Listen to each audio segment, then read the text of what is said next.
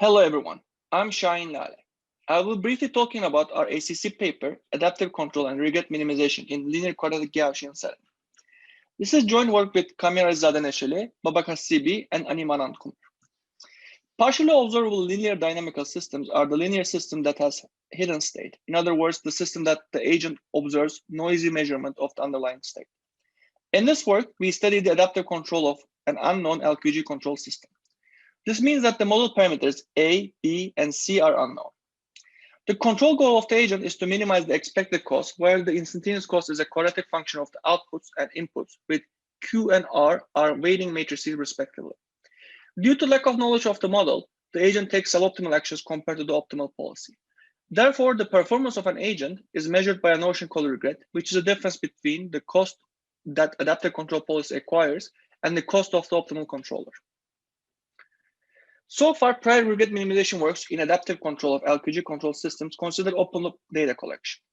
This involves injecting independent Gaussian excitation to the system in order to gather data for estimating the system dynamics. The general idea is to commit to a model estimate after enough samples and design a controller based on this estimate. All prior work shown here deploy this approach in order to provide regret guarantees. However, the estimation method used in these works has a caveat. When a controller designs the inputs based on the previous observations, in other words, when data is collected with a closed-loop controller, the inputs become correlated with past noise sequences. Therefore, all prior works deploy the open-loop controller to estimate the system dynamics, which results in suboptimal regret performance due to not updating the controller, in other words, following a certain equivalent controller design approach, wasting the information gathered during the control period, and having a long exploration duration to tolerate the lack of information about the system. However, recently, Lale et al. Proposed the first closed-loop system identification method with finite time guarantees and optimal learning rate. In this work, it is shown that regret performance can be improved to achieve the optimal regret rate of polylog T in adaptive control of LQG control systems with strongly convex cost functions. Here, strongly convex denotes where Q and R matrices are positive definite, and convex denotes where Q matrix is positive semi-definite. This improvement brings up the fundamental question that we study in our work, which reads, can we utilize closed-loop system identification to improve regret in LQG control systems with convex quadratic cost functions? In our paper, we give an affirmative answer to this question. We introduced the first adaptive control algorithm called LQG-OP that achieves squarity regret in adaptive control of LQG systems with convex cost functions. For more details about the algorithm and the technical details, please refer to our paper on arXiv or visit our poster session at ACC 2021. Thank you for listening. Welcome to my rapid presentation about an online convex optimization algorithm for controlling linear systems with state and input constraints. My name is Marco Nonov and I'm with the Institute of Automatic Control at the Leibniz University Hannover. This is joint work with my PhD supervisor Matthias Müller. In our paper, we consider discrete time linear systems subject to polytopic state and input constraints which have to be satisfied at all times. Then our goal is to minimize the cumulative cost over t stages as shown in the given optimization problem. The main difficulty arises from the fact that the cost functions are a priori unknown. This means that at every time instant we only have access to previous cost functions, but not the current or future cost functions. We solve this problem by applying online convex optimization. This framework also provides us with a performance metric in dynamic regret. Dynamic regret can be seen as a measure of how much we regret not having access to all cost functions at all times. In this work, we propose an algorithm based on online convex optimization to solve this problem. This algorithm first predicts the states mu time steps in the future. Then we apply one gradient descent step and a projection onto a shrink constraint set in order to compute an improved and feasible target state mu time steps ahead. Next, we use a convex combination in order to find an input sequence which leads to this improved target state and also satisfies all constraints. Finally, only the first part of this input sequence is applied to the system. We can show that our algorithm achieves sublinear regret if the variation of the cost functions is sublinear in time. This result immediately implies that the closed loop resulting from application of our algorithm converges to the optimal steady state if the optimal steady state remains constant long enough. We can also show that our algorithm guarantees constraint satisfaction at all times. Finally, our algorithm requires very little computational complexity. We only need a few matrix vector multiplications, 2 gradient descent steps, and projections onto simple sets, and the solution of one linear feasibility problem. I'm looking forward to discussing more details with you in this interactive session. Thank you for your attention. Physical planar prediction models suffer from heavy assumptions, while data-driven approaches often have generalizability issues. Hence, we propose a combined prediction model and online learning framework for planar push prediction.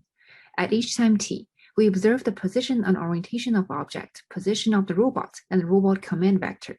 By equations 1 to 4, we transfer everything to object's frame. Our goal is to find the prediction function f theta. We use the standard metric of normalized mean squared error as performance metric. Physical model is denoted as F physical. Here, C is the pushing contact point. UC is the motion of contact point being pushed by the robot. We consider an online learning setting with offline pre-training. In particular, we split the prediction function parameter into theta offline and theta online. Theta offline is trained offline with a pre-collected data set, while theta online is learned online to adapt to new pushing trajectories. The idea is that the offline components can be high-dimensional to improve the expressiveness of the prediction model, and theta online can be designed to be low-dimensional for fast online adaptation. The online parameter is updated by equation 15. We use a neural network module for high-dimensional offline components and the physical model as part of a low-dimensional online component. Here, theta online is V and H. Equation 16 shows object center of mass correction, with V being the unknown offset vector from the true center of mass.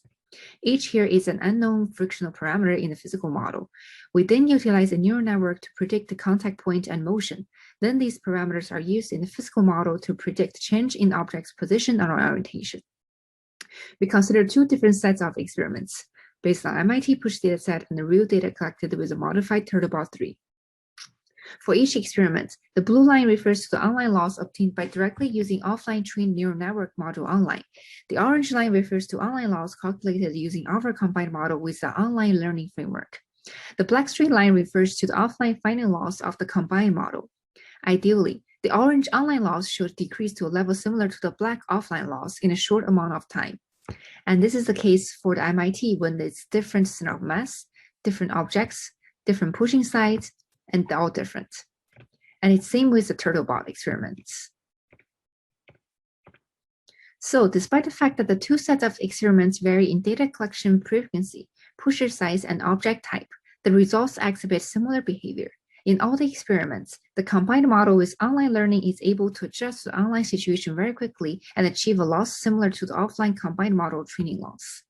So in conclusion, we provide a novel combined pushing prediction model, and we provide a simple, effective online learning framework. We verify the capability of the learning framework with two sets of real robot pushing experiments. Hello, everyone. Welcome to our talk at ACC 2021. Our topic today is selective labeling in learning with expert advice. My name is An. I work with Rasu and Nega Kiyabas on this problem.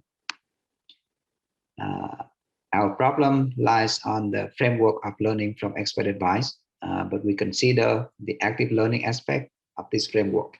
So the goal is to decide which instance to request for the label so as to minimize the labeling cost.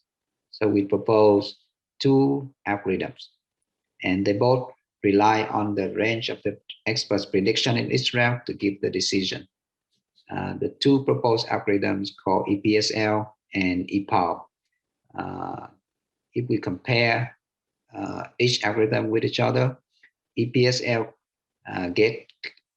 obtains kind of slightly better performance than EPAL, but it has to require the prior knowledge on the expert's prediction range beforehand for the overall horizon.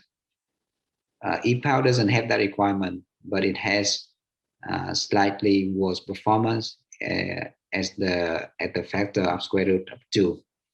So for the results, we proved that both algorithms obtain nearly optimal results in this framework for the regret bound. But as I mentioned earlier, they both can reduce the number of the labeling requests, and we can actually reduce the labeling cost for this framework with these algorithms.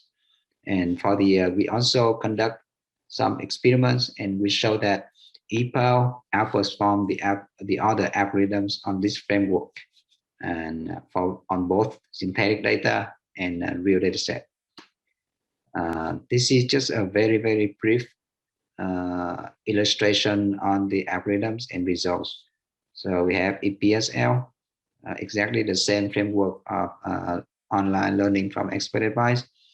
For each round, the algorithm update the maximum difference of the expert's prediction and used it to define if it requests for the label or not.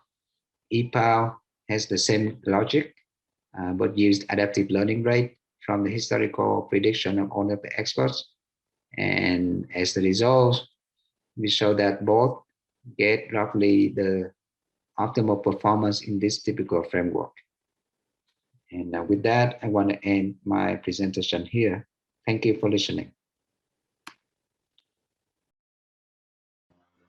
Hey everyone, I'll present our paper, Bias Correction in Reinforcement Learning via the deterministic policy gradient method for MPC-based policies. I'm Sebastian Gohl, first author. I wrote this paper with Mariel Zanon. We are from NTNU Norway and IMT School of Advanced Studies in Italy. So a bit of background on this paper. We are interested in reinforcement learning based on MPC. Why do we want to do that? MPC gives us a very structured policy for reinforcement learning, so we can embed prior knowledge in the MPC scheme in the form of models. And MPC typically gives us pretty good control performances prior to learning, so it's a good place to start with a policy.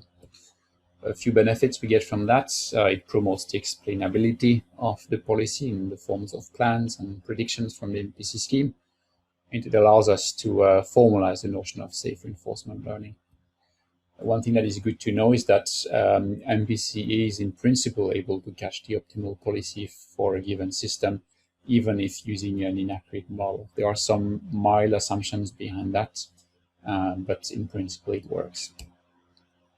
So our paper deals with a specific detail of the combination of reinforcement learning and MPC. If we think that our goal is to minimize an expected sum of discounted stage costs L by tuning the policy parameters theta, so there will be parameters in the MPC scheme for us. One way of doing it that is quite common is to use actor critique methods, and in particular the deterministic policy gradient method. So here the goal is to estimate the gradient of J. It's made of an actor, the gradient of the policy, and a critique, the gradient of an advantage function A hat. It's very convenient to use a so-called compatible advantage function for A hat, because then you don't need to select a specific structure of your critique. It's given to you by construction. So we are interested in constrained policies in the context of MPC. We may have restrictions on the actions and on the states we are allowed to visit. And in that context, the issue is that the exploration we need to apply to compute the policy gradients may not be centered and isotropic, because the actions are possibly blocked by the constraints, as illustrated in this figure down here. As a result, the gradients you estimate from classic methods may become biased and yields somewhat incorrect learning. So the paper investigates that question and provides one possible way of fixing it by basically modifying the critique in the actor critique method. This paper is part of a list of papers on the topic of combining MPC and RL. So if you're interested in this topic, I would advise you to have a look at that. Good morning, this is Devdipta Goswami. Today I am going to present our work on data-driven estimation of complex dynamical system using an ecostat network with an ensemble Kalman filter in the loop. The work is motivated by the recent developments in the machine learning techniques to model a dynamical system from input-output data. We propose a sparse estimation approach where we use a neural network to learn the dynamics from the full set observation and then incorporate the noisy, partially observable measurements in the testing or deployment phase with an ensemble Kalman filter. We choose ecostat network, also known as reservoir computer, as our neural engine because it facilitates cheap and fast training. And ecostat network consists of three principal components: the input layer, a neural reservoir with random connection, and an output layer. The adjacency matrix W of the reservoir is generated from a random graph model, and the output weights W out are trained using a least squares optimization approach. An ecostat network trained using the full state measurements can be used to predict the future states in a free-running fashion, and the reservoir observer published in 2017 incorporates the partial state measurements by directly feeding it to the ecostat network input. But our proposed method assimilates the partial state measurements through an ensemble Kalman filter using a Bayesian approach, and that also removes its dependence on the initial condition. The proposed method is applied on a synthetic and a real-life data stream. First, the time series data from a chaotic Lorentz 96 model is used to train a set of parallel reservoirs that explores the spatial coupling of the system. In the testing phase, only partial measurements were available. The proposed method outperforms both the free-running ESN and the reservoir observer in terms of L2 error and the correlation coefficient. For a real-life example, it is used to predict the traffic volume on the UMD campus. The training data is supplied from the Numina sensors installed in the 5 different intersections on the campus for 2 months. The method is then tested on the 1 week of data with a different number of sensors visible. It does a good job in predicting the daily variation of the traffic and outperforms the reservoir observer in terms of correlation coefficient. In summary, we have developed a data-driven sparse estimation technique for dynamical system that outperforms the reservoir observer. In future, we would like to explore the controller design using the ecostat network. We sincerely thank Dr. Edward Ott in UMD for his insightful discussions on the reservoir computers. We also thank our funding agencies and the UMD Department of Transportation for sharing the Numina data with us. Hi everyone, I am Jihoon from UT Austin, and this is my 3 minutes intro to our recent work on encrypted value iteration and temporal difference learning over leveled homomorphic encryption. As engineers and researchers, data privacy is now a very critical design factor, which motivates our work. There are many approaches in the privacy-aware control designs, but in this paper, we employ the homomorphic encryption approach. Here is a diagram explaining the system we consider in this paper. We have an agent gathering some information such as states and rewards from the environment. This is then encrypted by the homomorphic encryption module. The cloud then activates some kind of synthesis function. By using homomorphic encryption, the data being manipulated here in the synthesis function is inaccessible to the third party, and even to the cloud itself. In this paper, we put our focus on reinforcement learning algorithms in place of the general synthesis operation. However, some homomorphic encryption schemes inherently produce noise in the encrypted data. With this observation, our main question is, can the value iteration and temporal difference algorithms still work while being performed with the noisy encrypted data? So how do we approach the problem of encryption-induced noise? First and foremost, we wanted to find out about the convergence result, and if yes on the convergence, how different is the result compared to the unencrypted case? We present some results in theorems and following simulation studies, which can be found in the paper and the follow-up poster session. So what's left for future? Firstly, if the manipulated data is not decrypted frequently at the client level, the encryption noise grows unbounded. This in turn makes the solution computationally intensive. Therefore, we must find ways to reduce the frequency of decryptions. Second, the value iteration and basic tabularized value estimation algorithms are quite elementary yet. So in the future, we will require more advanced synthesis algorithms to fully utilize the cloud in the architecture. Finally, it would be interesting to conduct similar worst-case analysis on value estimation algorithms, such as temporal difference algorithms, as well as when we assume a non-asymptotic case. These are left as our future work. I also have a poster session following, so if you have any questions, please feel free to join and discuss. Thank you very much for your attention and have a great day. Hello everyone, welcome to our talk on LQRF tracking, a zero-order approach and its global convergence. My name is Zhao Lin, and this is joint work with Ao Xiaozhong and Na Li. We consider the following LQRF setup. We have linear dynamics. Here X is the state, U is the control, and X0 is the initial state, which is stochastic and which we assume to follow a Gaussian distribution. The goal here is to choose a sequence of control actions ut so as to minimize the following discounted infinite horizon cost. Here gamma is the discount factor, and x star is the target, whose distance to the state xt we wish to minimize. Q and R we assume are both positive definite cost matrices. Many recent works have used LQR as a testbed to understand the sample complexity of IR algorithms. The focus has been on the zero target special case when x star is 0. Our focus will be the general case when x star may be non-zero. This is a more realistic modeling assumption, since in many applications, the target point is non-zero. We call this the LQR tracking problem.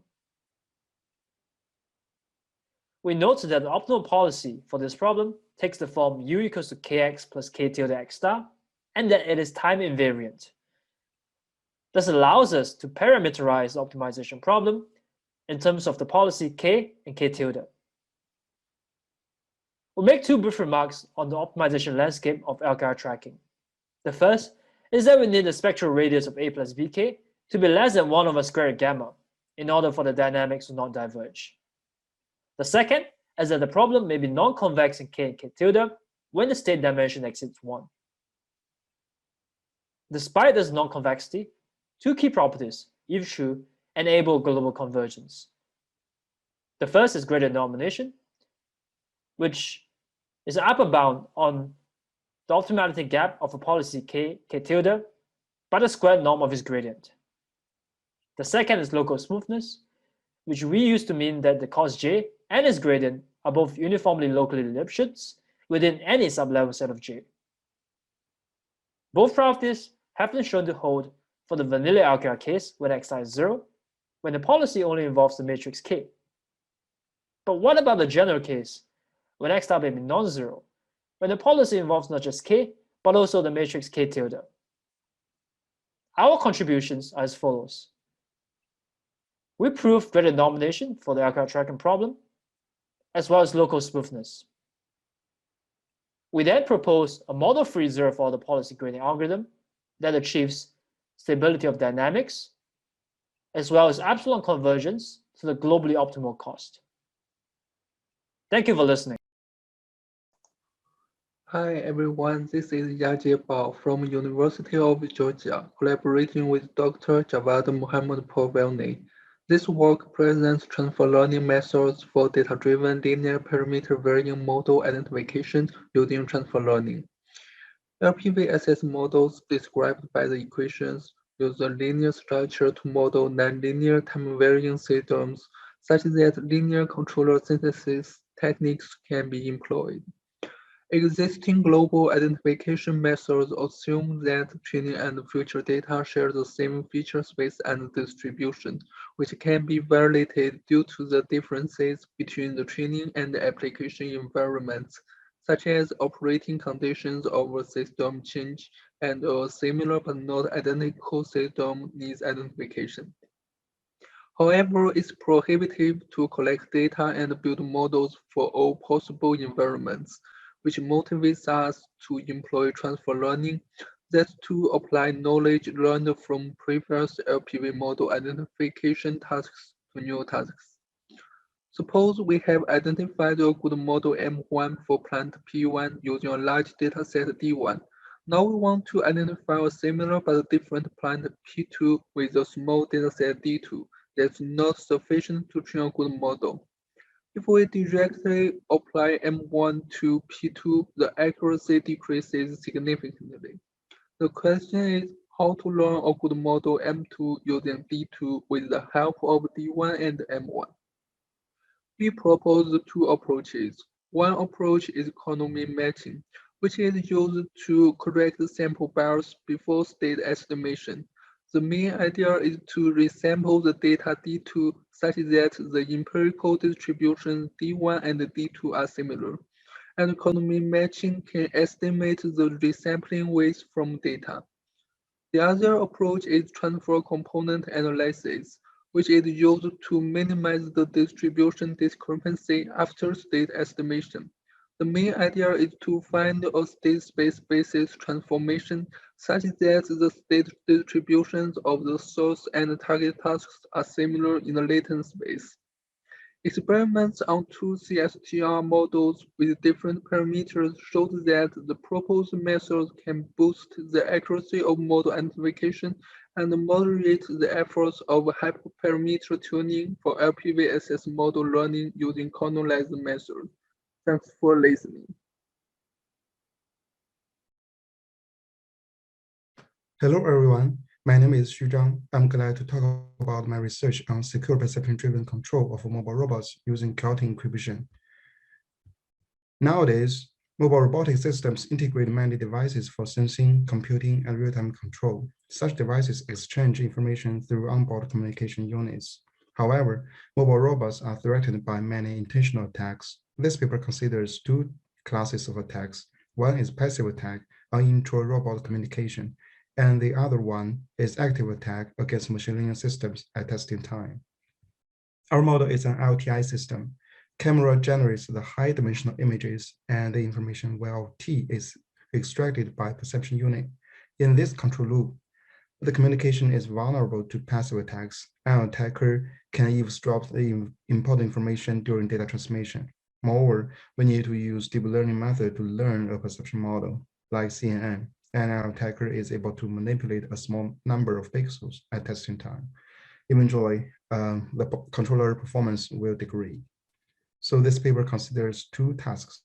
First, we use encryption and decryption strategy to ensure real-time and secure image data transmission. Second, we design a robust controller to attenuate the effects of learning error and evading attacks on reference tracking. To guarantee the confidentiality of image data, we adopt chaotic encryption method. Different from conventional cryptographic method, chaotic encryption has large key space and is quite sensitive to initial state. So in this paper, we inject the plain image to the chaotic transmitter, and we design an unknown input observer to recover the image at the receiver. Given the learning error and the evading attacks, we design a robust output feedback controller for the tracking error dynamics. So the closed-loop system satisfies the following four properties. We conduct the simulation on color simulator. The model is a double integrator. This is a result of reference tracking. From the figure of tracking error, it can be seen that the double integrator can quickly track the circle with a small steady state error despite the learning error of the perception mapping. This is a result of chaotic encryption and decryption. A is plain image, B is a cipher image, C is a recovered image by a correct key, D is the recovered image by a tiny changed key. This demonstrates the key sensitivity of chaotic encryption strategy. Okay, let me summarize. We use chaotic encryption strategy to ensure the image confidentiality and design a robust output feedback controller to ensure ISS of the closed loop system. At last, we evaluate the controller performance using double integrators. Thank you.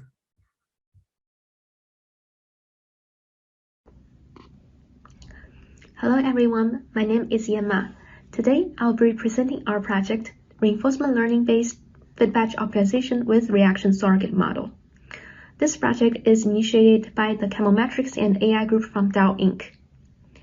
In this project, we combine knowledge from deep learning with the chemical reaction process using deep reinforcement learning and neural network-based reaction circuit modeling using long short-term memory network, or it's called LSTM.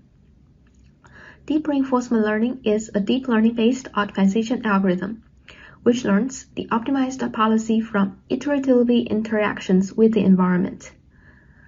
LSTM network, with its recurrent structure, is great with time series predictions. Thus, it is used for deriving our surrogate model for the reaction system. The reaction system is a feedback reaction where the manipulated variables are the temperature and the feed rate, and the target variables are the conversion and the selectivity profiles of the product. In this process, we collect data from both real process and generated data from the reaction fundamental model to train a surrogate model using LSTM to obtain a faster and accurate reaction surrogate model for policy optimization with reinforcement learning. With the surrogate modeling approach, which combines 4 batches of plant historical data and 9 batches of the simulated data from the fundamental model, we improved the model accuracy by 26% compared to the original approach. Then, the surrogate model is used for policy optimization using deep reinforcement learning algorithm, and in this case we used proximal policy optimization, or PPO for short. In the PPO training, we used the cumulative margin for the product as a reward function, and we obtained a convergence after around 1400 training epochs shown in figure 3. The optimization result suggests that maintaining at a higher temperature set point than the plant operation to achieve a higher product selectivity. Reinforcement learning also suggests a ramping up to a maximum throughput of the reactant feed rate to achieve high production rate to achieve a maximized total product margin. In this study, we illustrate a framework using LSTM surrogate modeling and the PPO optimization using reinforcement learning for reaction modeling and optimization. In the future, we look forward to studying a real-time optimization problem using deep reinforcement learning for chemical processes. And thank you very much for your time and attention. Please enjoy the poster. Thank you very much. Hi, I'm Igor, and I'm presenting the work on absence of spurious solutions in non-convex matrix sensing. The nature of the border between computationally easy and hard problems is not clear. To understand it better, we need to look closely at the problems on both sides of this boundary. Round constraint matrix sensing is one of the hard problems. It naturally appears in many applications. However, empirical studies show that the instances from power systems analysis are easily solvable to global optimology with local search methods. The existing results do not explain this phenomenon. We notice similarities between the instances in the domain and propose an explanation based on these observed similarities. More specifically, we notice that the kernel matrices defining the instances of this problem commonly live close to a linear space of sparse matrices.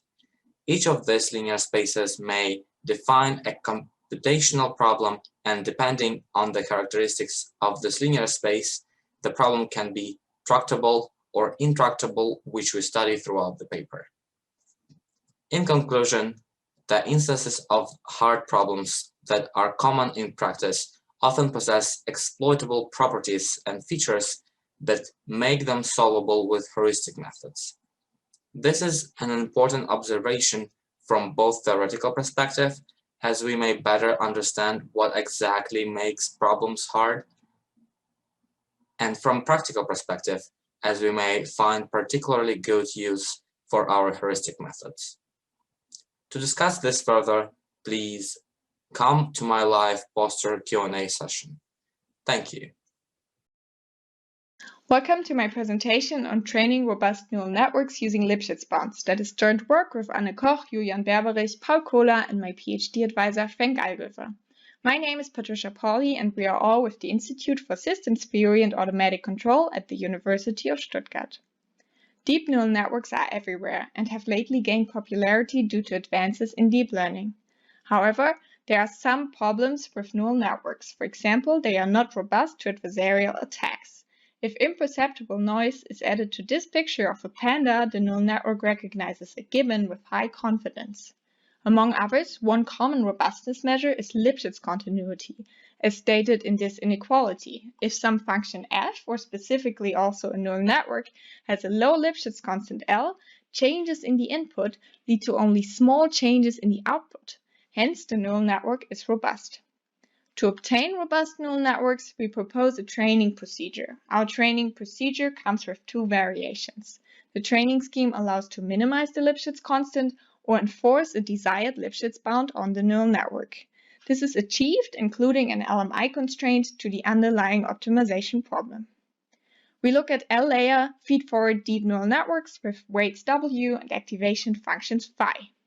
We exploit the fact that the most common activation functions are slope-restricted. For example, the hyperbolic tangent and the rectified linear unit have slope bound 0 and 1, as you can see in this figure. The slope restriction inequality can be stated as a quadratic constraint, which we exploit in our setup. This brings me to the underlying optimization problem of the training procedure. To minimize the Lipschitz constant, we add a regularization term to the usual training objective J in order to penalize large Lipschitz constants. In addition, there's an LMI constraint that ensures that L is an upper bound on the Lipschitz constant of the trained neural network. If we instead enforce a predefined Lipschitz bound, L-des, the optimization problem also has an additional LMI constraint, but no regularization term.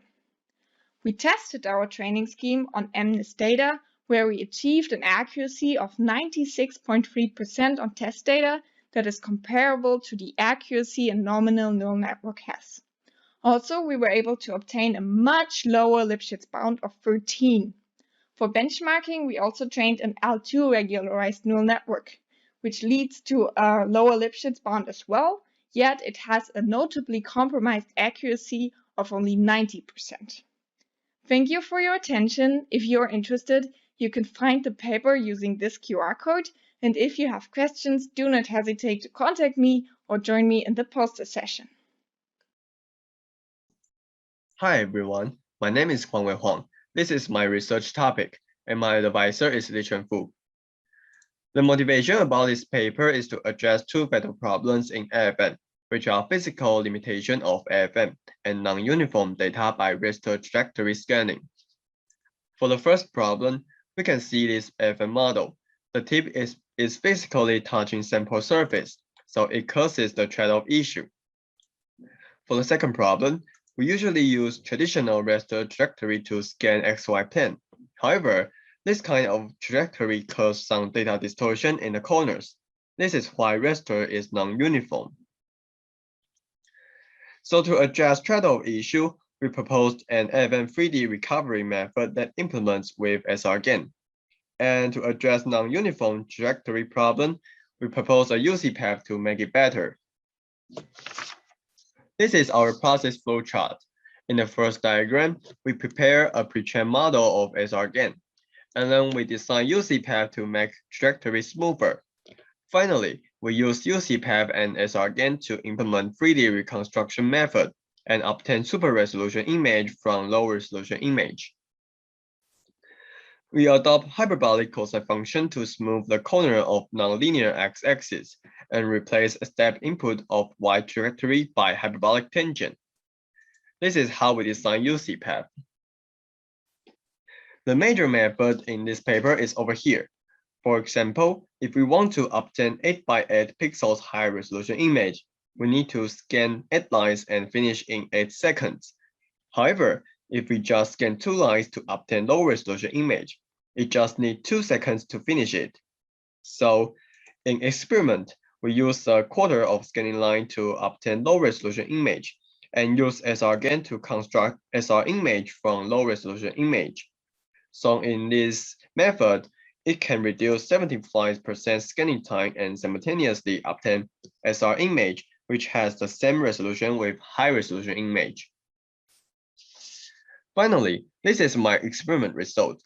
We scan with 5 micrometer per second line speed and 17 lines for high-resolution image, and spend 490 seconds to finish the scan. On the other hand, the 17 lines for low-resolution image and spend only 119 seconds to finish the low-resolution scanning method. So we can see our reconstruction method save the time and is better than bicubic and close to high-resolution original image. All evaluating is elaborated in paper. If there is any problem, welcome to discuss. Thank you.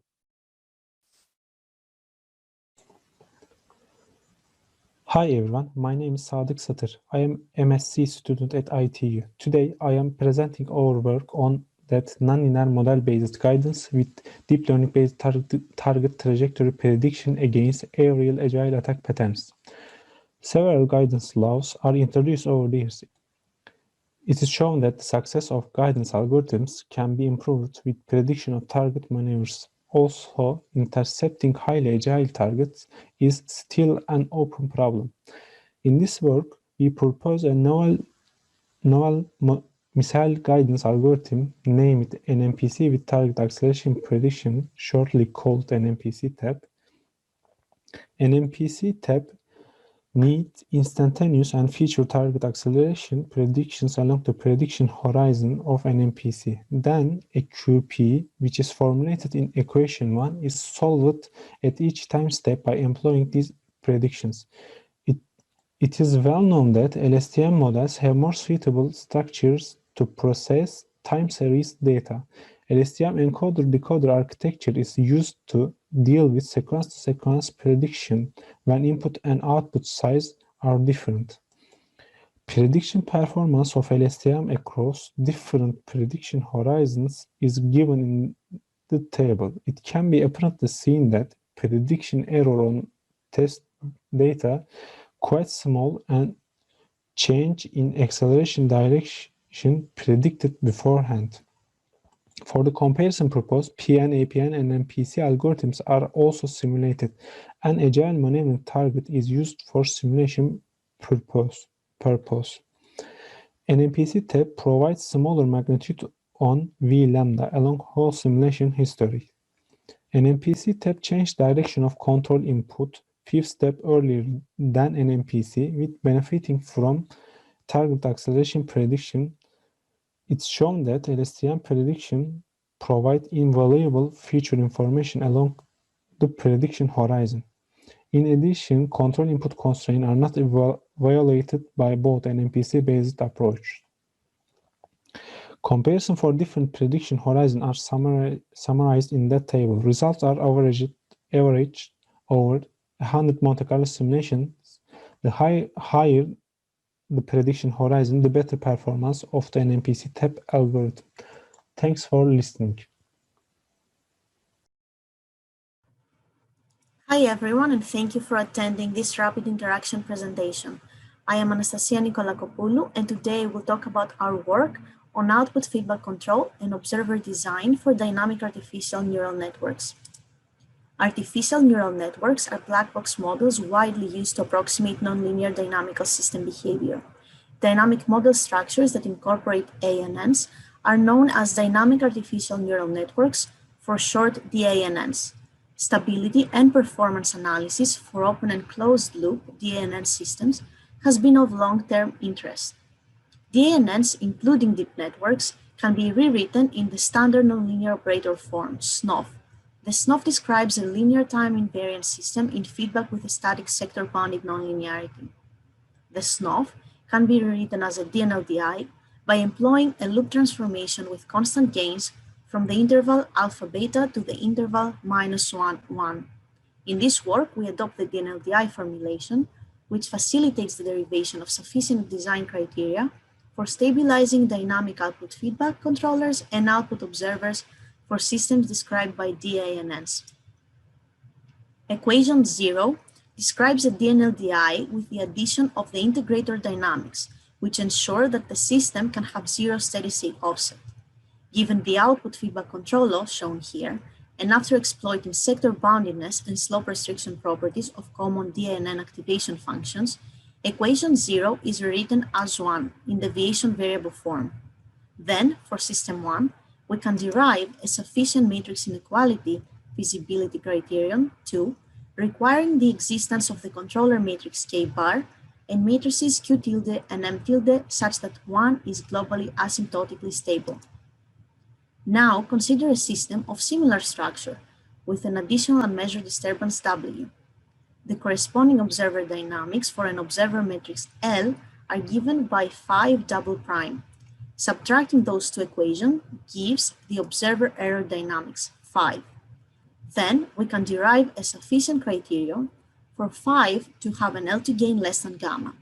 The criterion requires the existence of matrices P, M, and W such that the LMI in 6 is negative semi-definite. The proposed approach was tested on a case study for a chemical process. For the reaction network given on the left, we are interested in controlling the concentration of D using the control input Q1. The continuous stir tank reactor dynamics are modeled by a ThA01. Our proposed criteria resulted in designs that have good closed loop performance for various scenarios.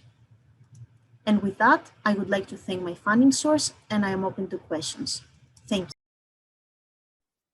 Hello everyone, I am Zishan Akhtar and I will give a small presentation on our work titled Momentum-Based Projection-Free Stochastic Optimization under Affine Constraint. This is the main problem which we intend to solve. We have a stochastic objective function with affine constraint, but we have additional constraint over the set calligraphic C, which is costly to project on. Let us consider the problem of max cut in a graph. It is well known that such problems can be formulated using SDP relaxation, which results in affine constraints. Now suppose we have additional trace constraint. Use of projection-based algorithm for solving such problems can be computationally very expensive. So we target to develop projection-free algorithm for stochastic optimization problems with affine constraint. How existing methods like proximal methods that need to perform projection at each step deal with such problem? The answer comes in the form of Frank-Wolf methods, which solves a linear minimization problem instead of solving the quadratic projection step.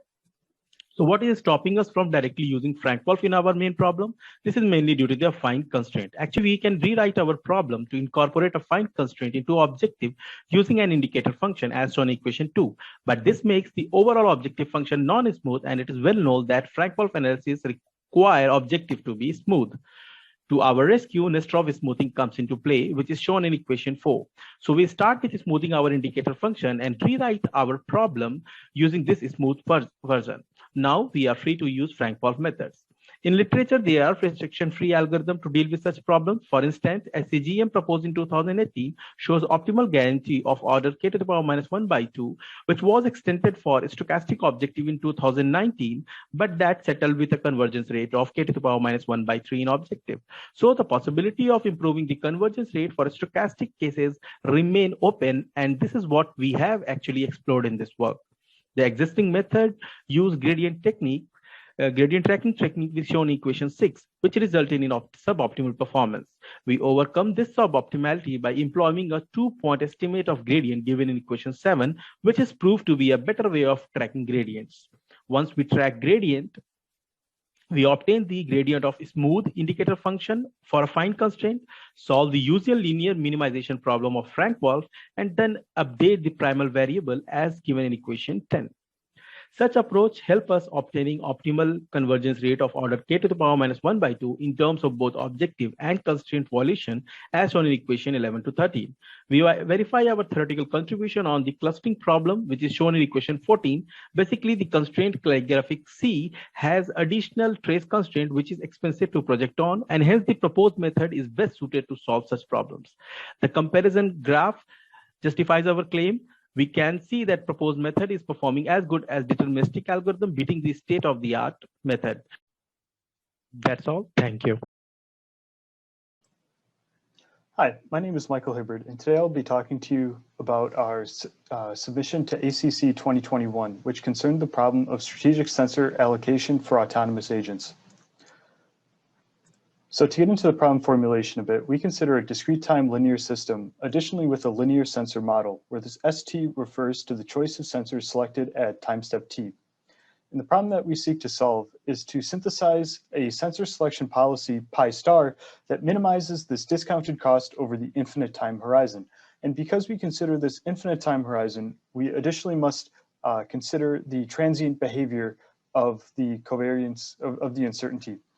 And in this problem, we consider that the cost is captured by these two terms here, where this first one is the uncertainty of the current covariance matrix. And this function G is a set valued function that maps choices of sensor selection to an associated cost of using those sensors. Now, the way that we'd like to solve this problem is through value iteration over the positive semi-definite cone. However, this state space is clearly continuous, which means that this value iteration procedure is intractable. So the way that we'd like to approximate this problem is the main focus of the paper. And to this end, starting with the positive semi-definite cone, we first impose a bounded trace gamma on the covariance matrix. And in this subspace, we then construct a finite mesh in terms of this meshing parameter epsilon. And using an update rule that ensures that we stay on this finite mesh, what we actually show is that we can bound the suboptimality of the synthesized policy in terms of this meshing parameter epsilon. So as epsilon goes to 0, the policy that we synthesize approaches the truly optimal policy. And furthermore, because the value functions are independent of one another, the updates are massively parallelizable. So looking at a quick example, using the parameters shown here, we considered a range of different parameters of the meshing parameter epsilon. And one aspect that we noticed was that no matter what parameter of epsilon that we used, the system always eventually exhibited this periodic behavior, as shown here. And furthermore, compared to other existing methods in their literature, the undiscounted costs obtained for this meshing procedure compare favorably. So with that, I'd like to thank you for your attention and hope to see you in the poster session. Thank you. Good morning, everyone. I, Rasi Choki, and my colleague Nabila Zahra from Institute of Technology Bandung, Indonesia, will present our work titled Predictive Maintenance with Neural Network Approach for UAV Propulsion System Monitoring. In this work, we propose a method for database predictive maintenance strategy for UAV by predicting its propulsion system abnormality state and remaining useful life.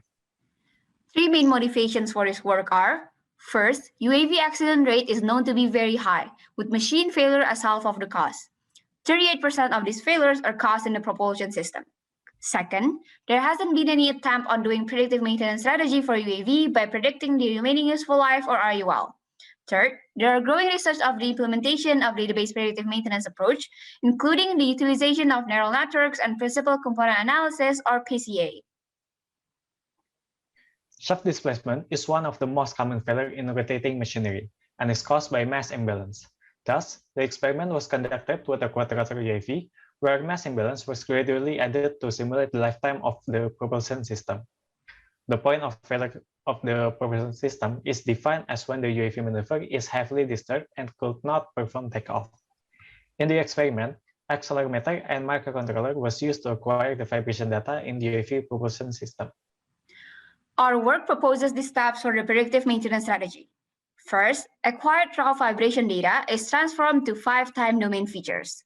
Then, the time domain features are fed into a long short-term memory neural network, or LSTM model, that infers if the propulsion system is performing normally or shows sign of abnormality with the classification model. If abnormality is detected, time domain features are transformed into one-dimensional health indicator with PCA as the first step, then smoothed with exponential weighted moving average, or EWMA method, and lastly scaled into 0 to 1 value. The calculated health indicator is fed into another LSTM model that predicts the health indicator value in the upcoming time. RUL is the time from observation point until when the health indicator surpasses the predefined failure threshold. Our work shows promising results with accuracy of 83.9% and F1 score of 85.8% for the abnormality detection. High F1 score implies the robustness of the model to detect both normal and abnormal conditions. The health indicator prediction model has root mean square error of 0.0071, and the inferred RUL has maximum error of 23 seconds from rolling prediction experiment. Our proposed method is deemed very effective based on the satisfactory error rates. That's the end of our presentation. Thank you.